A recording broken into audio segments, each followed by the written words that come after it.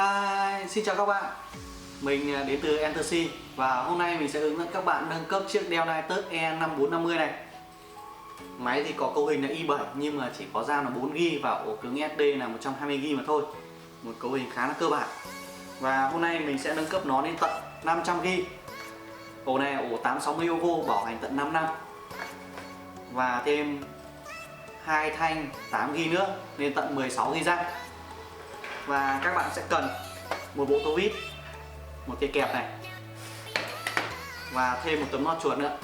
Tí chúng ta sẽ đặt nó xuống bàn và không bị xước cái mặt lưng này. Đây.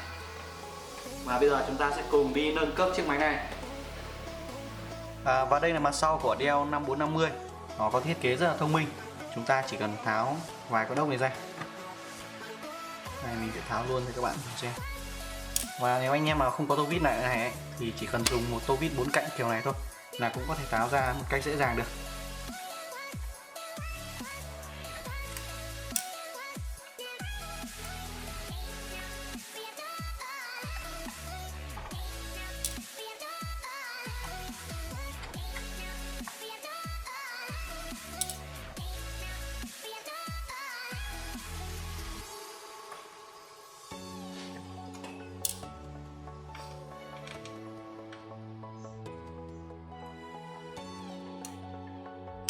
Và đây mình nói là sẽ cần thêm một cái kẹp nữa để nhấc cái đoạn này lên cho nó dễ hơn.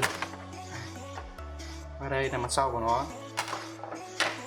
Và khi nâng cấp RAM ấy thì chúng ta nhất định phải tháo nguồn ra. Đây là tháo nguồn pin. Bạn nào có cắm sạc ấy thì cũng cắm sạc, tháo sạc ra nha. Và đây là RAM.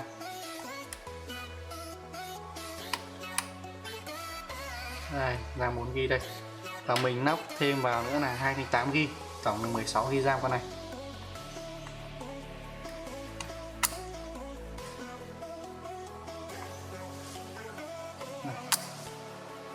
Như này gần như là maximum về RAM của con này rồi. Tiếp theo là ổ SD. Em này thì dùng SD 2.5, ổ SATA 3 bình thường. Đây, mình sẽ tháo ra.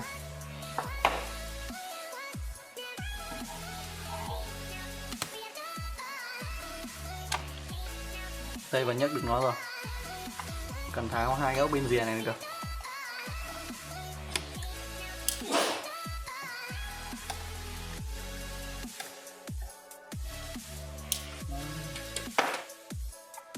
Và đây là ổ cứng nó. Đây là ổ 860V bản 500GB full box.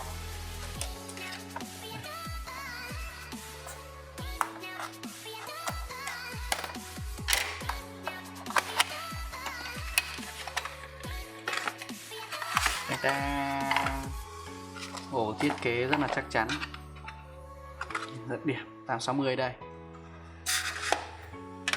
Và anh em chỉ việc rút nó ra thôi.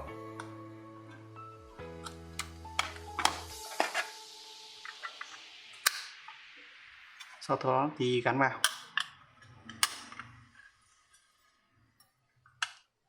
Rất là gắn đúng chiều nhá. Úp xuống này.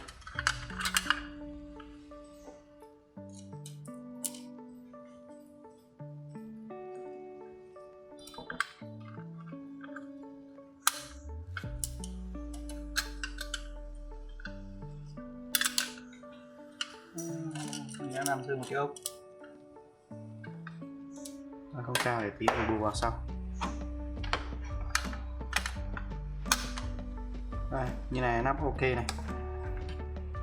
Sau đó chúng ta sẽ gắn thêm một cái jack pin vào, nhớ là gắn gắp pin nhé.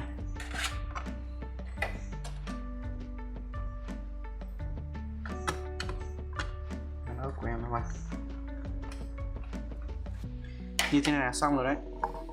Đây, nâng cấp RAM và ổ của những dòng Nitus rất là thích, tại vì có thể tháo ra một cách rất dễ dàng. Và bây giờ chúng ta sẽ cùng kiểm tra cấu hình xem nó đã đầy đủ chưa. Và dòng này chú ý là anh em không thể nâng cấp được CPU, nó niên hạn chết rồi. Nên khi anh em chọn mua ấy, thì nên chọn mua i5 hoặc i7, đó tùy thuộc vào nhu cầu. Sau đây mình sẽ kiểm tra xem là nó nhận ổ chưa. Và bây giờ chúng ta sẽ cùng kiểm tra xem nó nhận RAM, nhận ổ chưa. Nếu nhận RAM nhận ổ rồi thì chúng ta chỉ việc là cài Win lại là xong.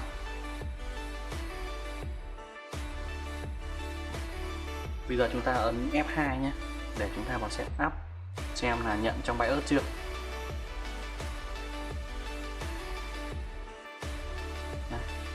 Vào phần Setting Information, RAM nó nhận 16 GB RAM đây, và kéo xuống xem đã nhận ổ 500GB ổ SSD. Như này là anh em đã nâng cấp RAM và ổ xong, chỉ việc tiến hành cài Win lại là ok được. Và khi nắc RAM này thì chúng ta sẽ nhớ là xem chế độ boot, ví dụ như UEFI, khi nắp ổ ấy chúng ta sẽ xem chế độ UEFI hoặc Legacy để chúng ta tiến hành boot Win cho nó chuẩn. Và ok, thế là xong rồi đó.